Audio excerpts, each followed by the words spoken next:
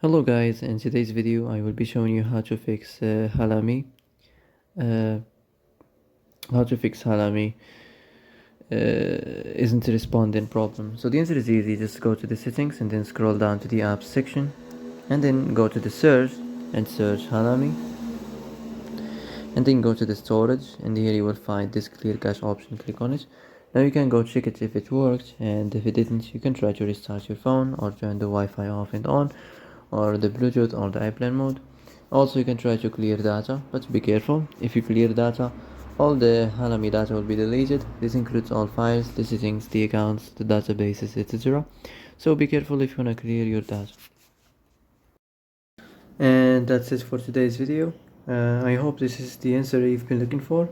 If you like this video, don't forget to like and subscribe, and see you in the next video.